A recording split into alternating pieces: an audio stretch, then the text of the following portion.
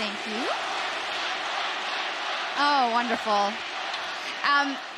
I love kind of the final question, and I also love the reactions from both Zeus and Owner. It's also something that we see in... Oh... Pastor June. I mean, you cannot question how much it means to him. You saw the celebrations when T1 took down LNG. You can see how moved Castor Jun is, how much he puts his heart and soul into this game. You can see it on his face when he's doing the opening. You can see it on his face when he's doing the intros. And seeing him move to tears makes me emotional. Yeah, we all know how it feels, right? We do. It's the love for the game. It's the love for the region. A man who has dedicated himself to the LCK. And it's a special moment for him and all the LCK fans today. And the fans were chanting his name even when he was signing off. It's wonderful. It's getting me. And me too.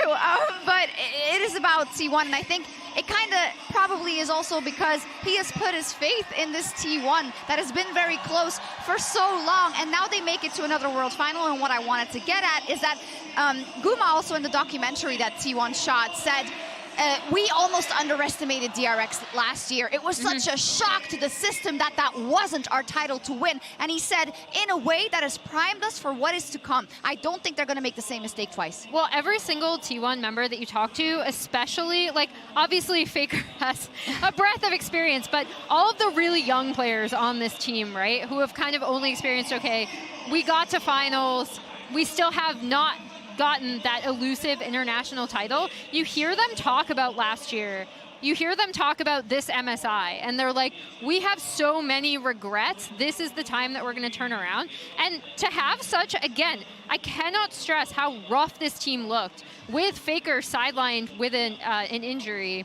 To come back, go enter this tournament, dictate the meta, basically make this entire tournament theirs with these bot lanes, with the drafts they're coming out with.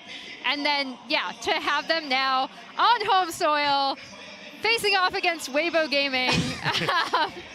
It's just such a great story. It's crazy. Yeah, I think it's also the improvement that we've seen from this team, right? I think it's very easy to look at them and go, hey, look, you know, they are solving the meta. They're the ones that are bringing out the bot lane. But this was T1 saying, hey, we're not an early game team. We can take these team fights if you allow us to. We can fight the mid to late game. We can outplay a ton of these people and take the picks, take the sideline matchups that everyone is saying that we can't do. This was a statement series from T1, and especially as you're kind of alluding to, Emily, as they've like grown over the course of playoffs where everyone doubted them, now coming into this, it feels like finally they are getting what is the recognition they deserve and what could potentially be the last time we see this team together. I mean, it's incredible. In life and in league, you just never know how many opportunities you're going to have at a moment like this. If T1 are able to win the World Championship, if they're able to do that, it's truly incredible. It ends that run potentially on such a high note. And Faker hasn't won the World Championship since 2016. Oh my God. For him to get back and win after 7 years would be incredible. Unrivaled. Yeah, and I think, I mean, we were talking to Iris. She was saying, like, for the LPL teams, Iris. But we were talking to Iris, who's one of the hosts on the Chinese side, and she was saying it's incredible that, like, after 10 years of the LPL making it to finals, we're still facing this guy. We get to the 2013, we are facing up against Faker. You're never getting rid of them. Every time I see that smug mid laner's face, Faker. And now to potentially, like, be adding a 4th title to this man's trophy belt, like, that is an absurd number. People dream to gain 1, and this man is potentially looking at his 4th. You don't get GOAT status more than that, right? If it plays out, we do have to crown our Oppo player of the series, and it is Keria. I think it's so cool that in this meta, the supports have really been given a stage to shine, and you got to take it. I'm not saying Missing was never to be seen in this series, but Keria has been smurfing. Yeah, I think Missing played pretty well, but Keria, as much as we're talking about the go to the game as Faker, Keria is the current best player in the world. I think in this meta, no one can match him. I said it before the series. I still feel it now. I feel it's going to be true in the World Finals as well. And I can already say I already think T1's going to win Worlds. I think it's all about Keria. In this meta, no one is as versatile. No one's as big of a playmaker. You can't ban him out. You can't stop him in lane. You can't stop him in team fights. He can do it all.